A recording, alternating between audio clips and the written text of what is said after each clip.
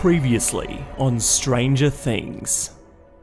In a flashback to 1979, we see Dr. Brenner getting ready to go to work at Hawkins' lab, which is occupied by many children who have extraordinary powers. But something goes wrong and Brenner wakes up to find mangled bodies everywhere, with only one person left standing: Eleven.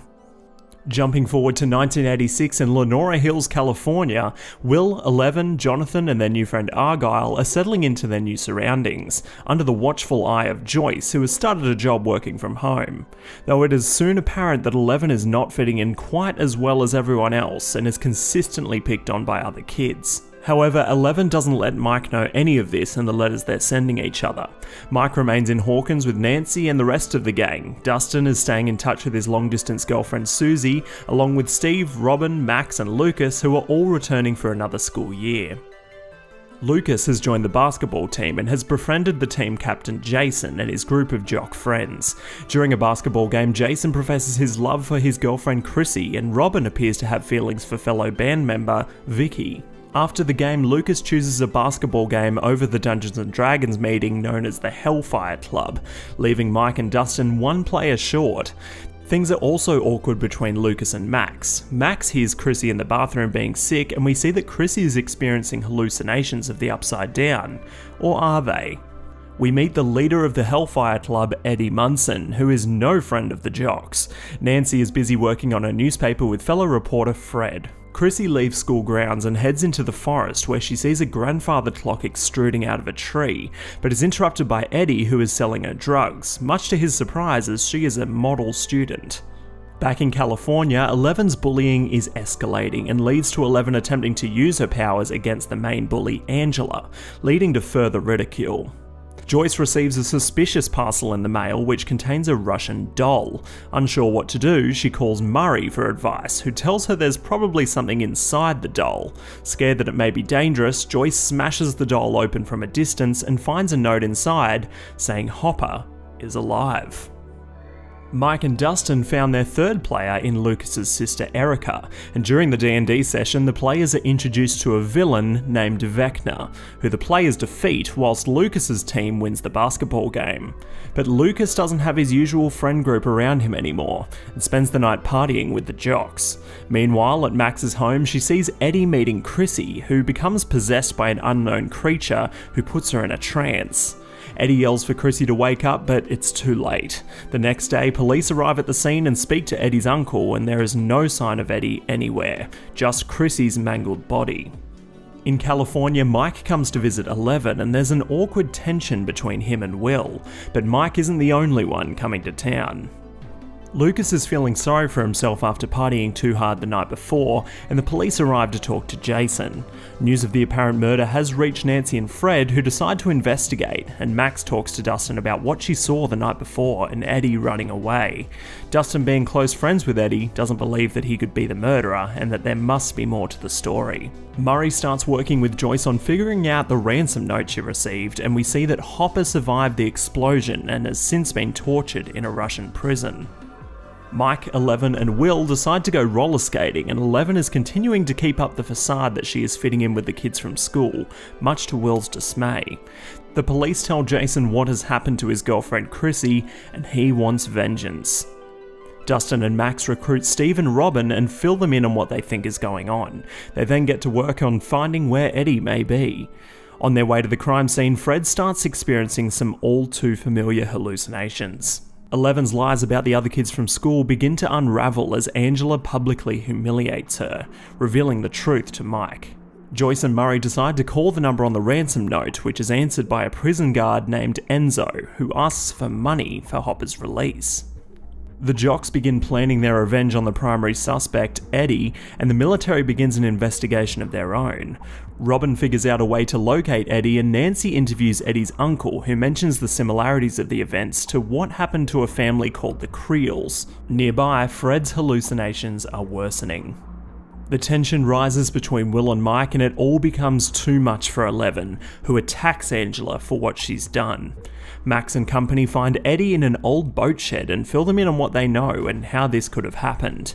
Fred is overcome by this unknown creature who appears all too familiar to the kids, a real-life Vecna. who resides in the attic of a house in the Upside Down surrounded by demobats. The military pays Dr. Owens a visit as Eleven has had a similar MO in the past and is likely to have more information, which he does not share. After a traumatic time at the skate rink, the kids return home and are greeted by Murray, and Eleven is reminded of the massacre at Hawkins' lab. Lucas finds himself caught up in the Jock's plan to track down Eddie, who is still hiding out with the gang in the boat shed. Nancy is questioned about the events surrounding Fred's death before joining the rest of the gang to figure out how all this could happen. Mike and Eleven fight as she feels she's nothing without her powers, and Mike disagrees, Eleven then pointing out the fact that he never says that he loves her, but then the police arrive and take Eleven away for assaulting Angela. Nancy is filled in on what is known so far, and Max recalls seeing Chrissy in the bathroom before her death. The gang split up to find out more information, and Nancy and Robin go to investigate the lead they have on the Creel family. Meanwhile, Vecna is on the prowl for more victims, and ominous gateways are appearing at the crime scenes. Jason starts threatening Eddie's friends to find out where he is, and Eleven is processed at the police station before being taken away in a transport vehicle. Joyce and Murray fly to Russia in their quest to save Hopper, who is planning an escape of his own. Lucas sneaks away from the Jocks and warns Dustin of what they're planning to do to Eddie, and Eleven's transport is intercepted by Dr. Owens. Nancy and Robin review old newspaper clippings to see if there's any resemblance to what is going on, and find a reference to the Creel family. Victor Creel, the father of the family, is currently locked away in an asylum following the supernatural events that occurred to his family. Dr. Owens fills in Eleven on what's going on in Hawkins and how they need to try to get her powers back for her to save the world once again. But time is running out as now Max is starting to experience hallucinations. Will, Jonathan and Mike are put under protection due to the dangers they may be facing, and 2 armed guards are posted in their house. Lucas catches up with Dustin and joins the crew in their investigation. Nancy and Robin fill them in on their findings, deciding they're going to visit Victor Creel in the asylum. Meanwhile, Max's hallucinations are starting to worsen. In Russia, we are introduced to Yuri, who agrees to assist them in their search for Hopper, who has made plans of his own with the prison guard Enzo. Victor Creel tells the story of his nightmares that surrounded the family, which ultimately led to the death of his wife and daughter, briefly mentioning that hearing a familiar song during the hallucinations managed to bring him back to reality. Will, Jonathan and Mike are attacked and their guards are overcome. They make a quick escape with one of the injured guards in Argyle's van. Yuri explains his plan to Joyce and Murray whilst Hopper hides away in a nearby building, but he is promptly caught and Yuri is revealed to have betrayed them to take them to the KGB. The gang goes to the cemetery for Max to visit Billy's grave, but when Steve goes to check on her, she has been possessed by Vecna and trapped inside the nightmare he's created. Robin contacts Dustin and lets him know that music may help break the curse, and they desperately attempt to snap Max out of the trance.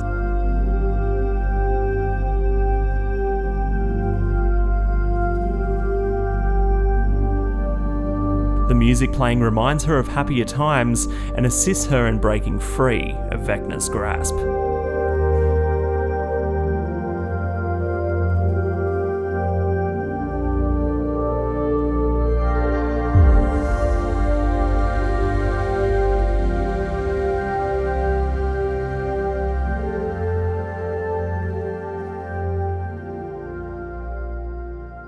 Still on the run, the guard passes away in the back of Argyle's van, and the military, finding letters between Mike and Eleven, are hot on their tail. Eleven is taken to a compound in Nevada where she's taken underground and introduced to the Nina Project, which is their attempt at returning Eleven's powers, but the project is run by an all too familiar face. Traumatized by memories of Dr. Brenner, or Papa as she calls him, Eleven attempts to escape but is incapacitated. Elsewhere, Hopper is brought back to the compound with now disgraced prison guard Enzo, and Yuri attempts to fly Joyce and Murray to the KGB. Max tries to remember details of what she saw whilst in Vecna's trance, and they piece together what appears to be the Creel household. Eleven awakes to find herself in a memory from her childhood in the facility, and we are introduced to one of the orderlies, Peter, who seems to be her only ally in Hawkins' lab. It is then revealed that Eleven is reliving her memories of her time in Hawkins' lab from inside the Nina device, which is being monitored by Dr. Brenner and Dr. Owens. The crew in the van has no choice but to bury the body of the guard in the desert, and Will seems to have something to say to Mike. The Hawkins crew arrive at the Creel house to see what they can find, and Lucas and Max's relationship sees a flicker of hope, but that's not the only thing that's flickering in this house. The kids at Hawkins Labs are being tested to determine the strength of their powers, and Eleven finds herself continuing to have flashbacks of the events of the massacre. In Russia, Joyce and Murray overpower Yuri and get a crash course in flying a plane. At the Creel house, the crew investigate the flickering lights and determine that Vecna is likely nearby in the Upside Down. Vecna is otherwise occupied though, as he has his sights set on his next victim. The jocks have now caught up with Eddie, who is making his escape in a rowboat, but before they can catch him, one of the jocks is possessed and killed, opening another gateway under the water.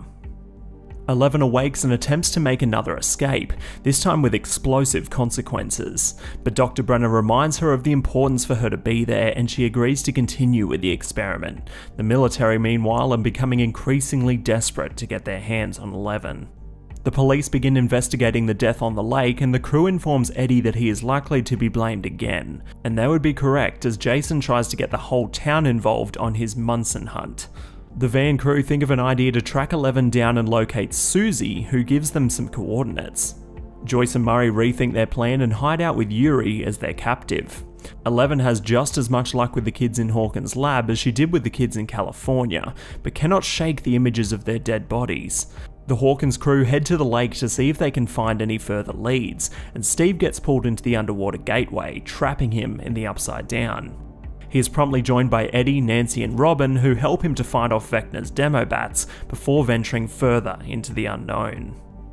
Murray sneaks into the Russian base pretending Joyce and Yuri are the Americans they were promised, and they witness Hopper and his fellow prisoners preparing to face a familiar foe. Dustin, Lucas and Erica try to find a way to get Steve and company out of the Upside Down, who have meanwhile figured out a way to use light to communicate. They think of a way they could escape by having them meet at one of the gateways that have opened, and both crews head there immediately. In Hawkins' lab, Peter befriends Eleven and lets her in on the secret to escaping the lab. Hopper and Enzo face the Demogorgon, but Murray takes one of the guards hostage to force them to save them. Once safe, Hopper turns around to find Joyce waiting for him.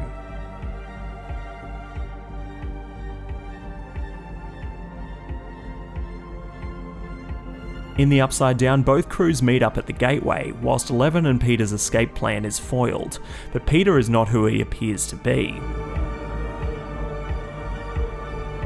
Those in the Upside Down climb out of there, but Nancy is caught just before she can escape, and finds herself an observer in Vecna's memories, showing that the child of Victor Creel was the cause of the events that occurred to them, leaving Victor the one being blamed.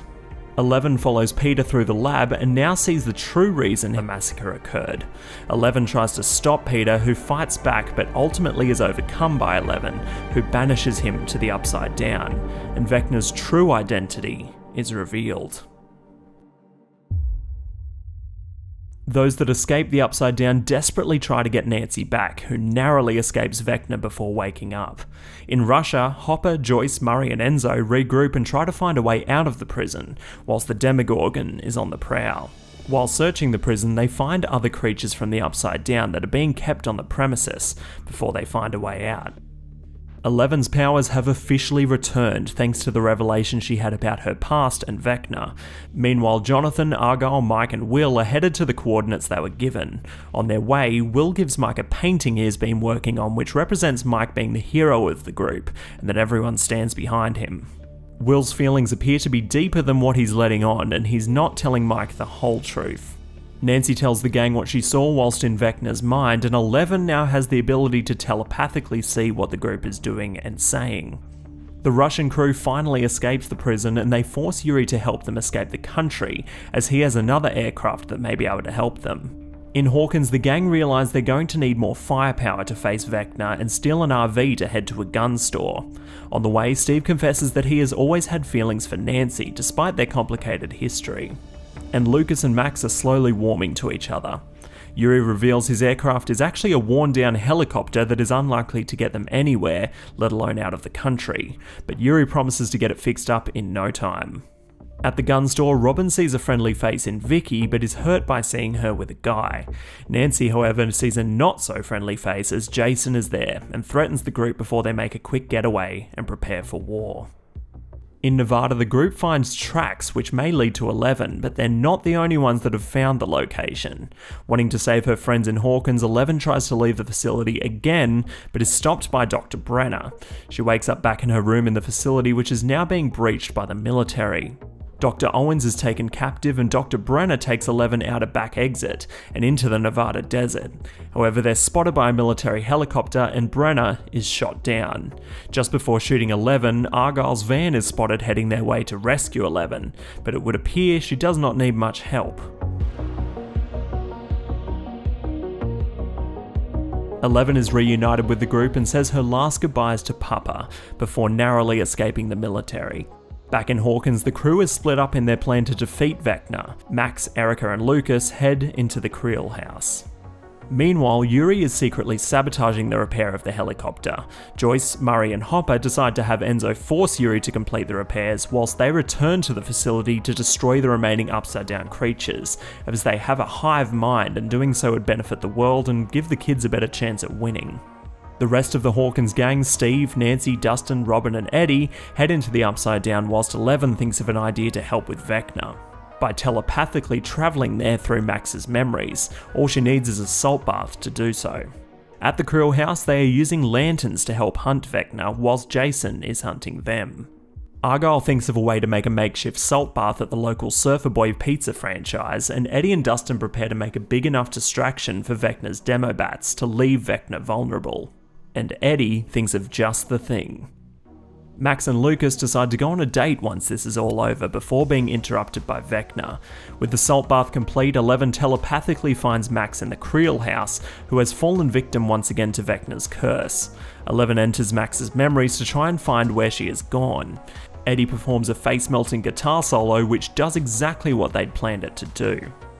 As Nancy, Steve, and Robin enter the Creel house in the Upside Down, the jocks finally catch up to Erica, Lucas, and Max, who is being stalked by Vecna and now trapped in her memory of the snowball. Back in the Russian prison, they find all the creatures have now escaped, as parts of the Upside Down have leaked into the facility and resuscitated them, making them a lot more difficult to eliminate. In Max's memory, Eleven finds a table out of place belonging to the snowball, which leads her to believe that that's where Max is. Jason arrives at the attic and accuses Lucas of harming Max, as she's unresponsive. Hopper and Joyce say their goodbyes as Hopper goes to face the Upside Down creatures, and the vines in the Upside Down trap the trio in the Creel house. Dustin and Eddie prepare to fight the demo bats before making their escape, but Eddie decides to stay behind to lure them away from the gateway. Lucas and Erica attempt to fight off the jocks, and Vecna arrives at the snowball to meet Max, but they're not alone. Eddie lures the bats away as far as possible and Dustin re-enters the Upside Down to assist him, and Eddie stands his ground. Eleven fights Vecna but is thrown into his memories alongside Max. Vecna tells the story of how he came to do the Mind Flayer's bidding before taking hold of Max.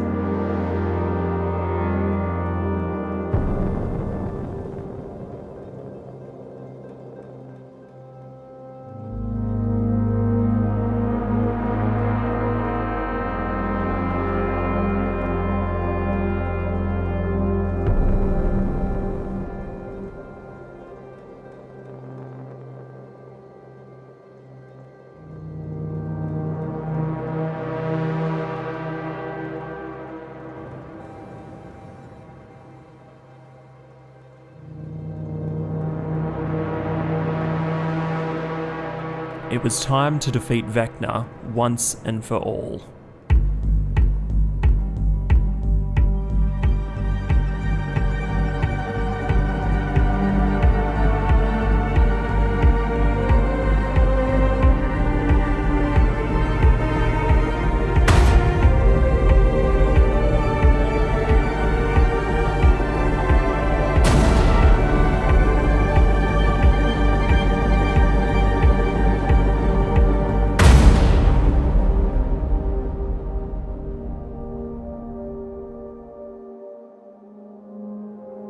Hopper, Joyce, and Murray are picked up by Yuri and Enzo, and Dustin finds Eddie, who is overcome by the bats.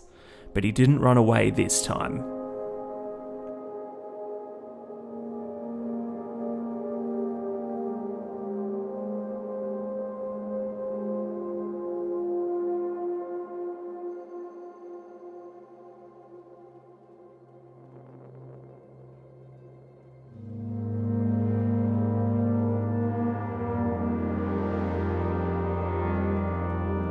the Upside Down is opening and kills Jason in the process.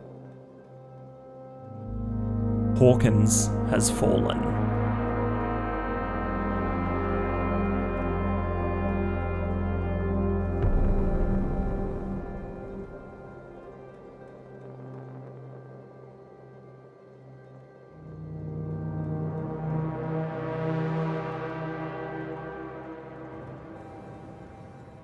The entire group is reunited and Max is seen recovering in hospital from her injuries. Everyone goes to help out with the unfortunate citizens of Hawkins, and Robin and Vicky get a chance to talk. Dustin tells Eddie's uncle that he's not coming home, and the story of bravery that led to his death. Back at Hopper's cabin, Eleven is visited by someone she thought to be dead.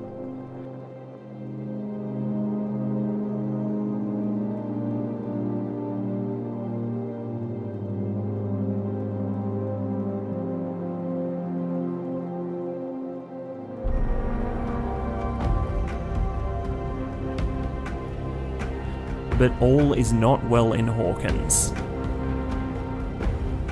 And now is the beginning of the end.